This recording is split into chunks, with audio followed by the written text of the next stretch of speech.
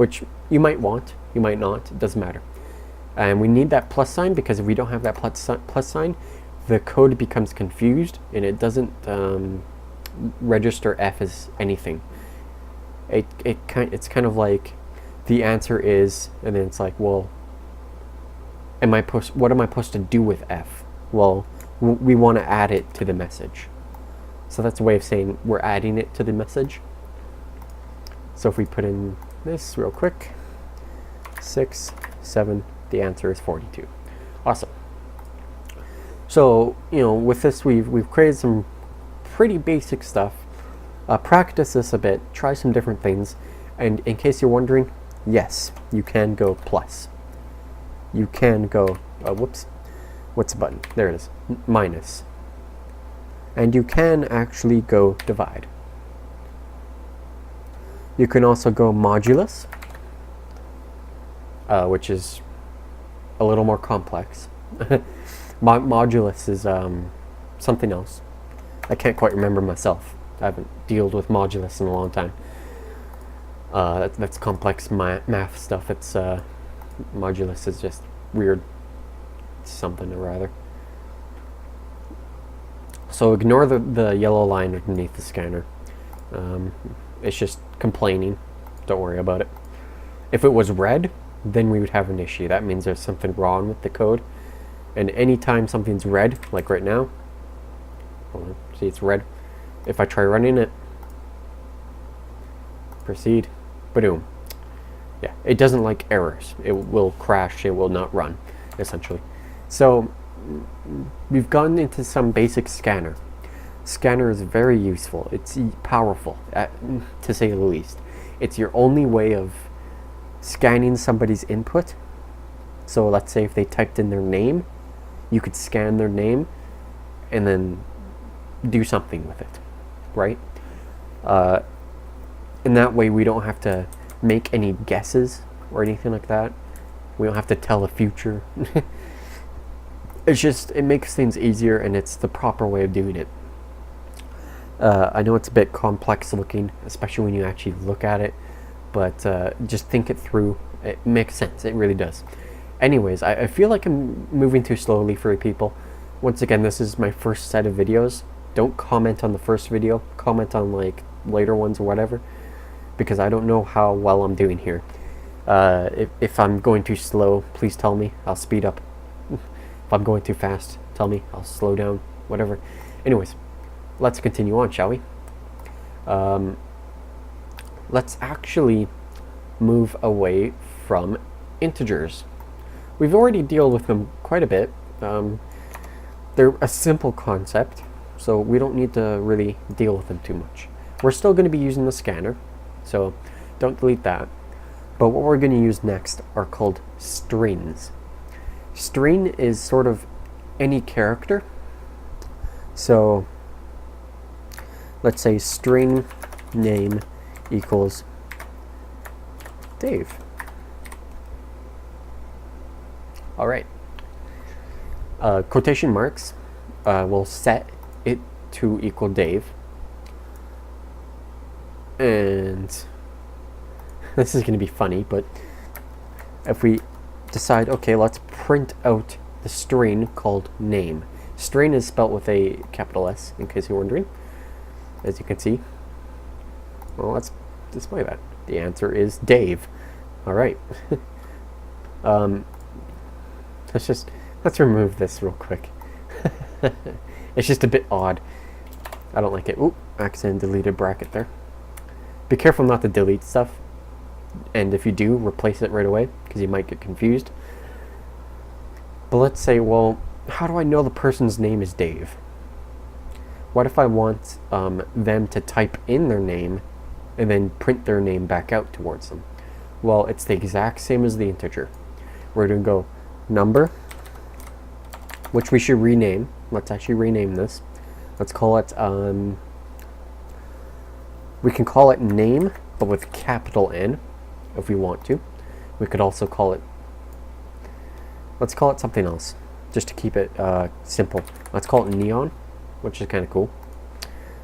But it'll be neon, just like the integer, dot, But this time, we are going to go next line. Right there. Just like that. So next line. What this allows us to do is type in characters like A, B, C, D, whatever, and numbers.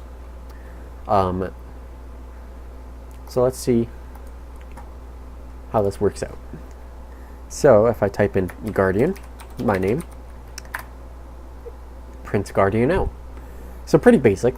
We've kind of gone over this with integers, but strings are actually extremely powerful. They go hand in hand with scanners.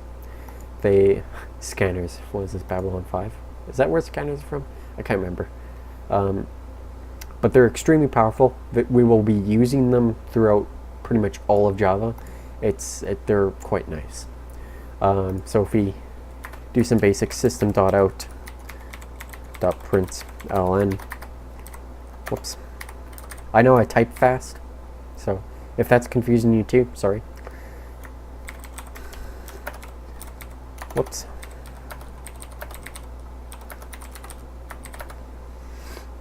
So there. Let's run that.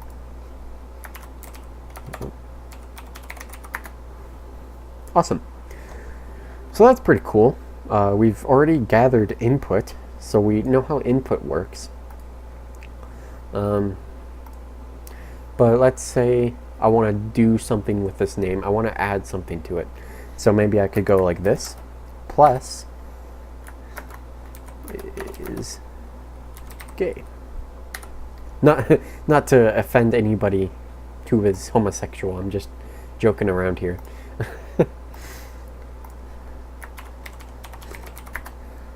Oh, that's not nice.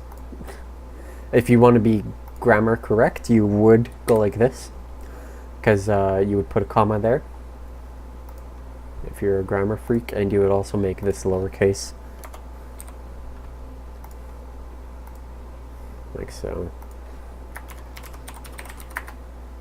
like that. if you were really, if you actually, like, why? Why would you even care? You're a programmer. Come on, dude, grow up.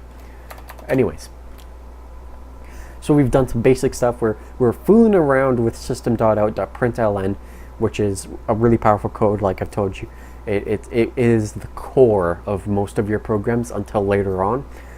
And I hope you guys really experiment the hell out of that. If this was a class, that would be your homework. Experiment. Just figure things out. Try different things. You could even go. You could add in integers around if you wanted to, and stuff like that. Just keep on trying stuff. Look at how it works. Try and get it kind of in your mind. I don't want you to memorize this. I want you to figure it out. I want you to understand it, because if you just memorize it, you're not going to be able to write code. You just won't, because there are different situations. You have to understand when to use certain things. Anyways, I hope you guys have enjoyed. I know these are very short tutorials. They will get longer later on when we get into more complex stuff, but I'm just taking it baby steps at a time. Anyways, we're going to get into actually more complex stuff next episode, or next lesson, I mean. We're going to get into statements. Statements are the fun stuff. They're really fun, they're cool, and they're very powerful, and they're used constantly. Wow, there's a bike out there or something. Might be a Charger. I like Chargers. Anyways, or Challenger. The Challenger would be nice. Wow. Anyways, I'm getting off task here. We're gonna get into statements. Statements, you're gonna learn. If you want to be a programmer, you're gonna learn them. Trust me, because they are used in the basic programming, they are used in the advanced programming, and they are used in the expert programming. They are used everywhere. They are very powerful, very important, and in some cases can be quite complex. At any rate, I hope you guys have enjoyed this lesson. If there are any tips, anything like that you want to give me, you're welcome to comment on any video, really, I guess. But please do comment if I'm going too fast, if I'm going too slow, because I know that people are going to learn at different speeds. If you get too confused, you can always review one of the other videos. Maybe you can check out other tutorials online, however suits you. Anyway, hope enjoy your basic programming. You know, maybe make fun of your friends, whatever, whatever you enjoy. And hope you guys enjoy programming, and see you soon.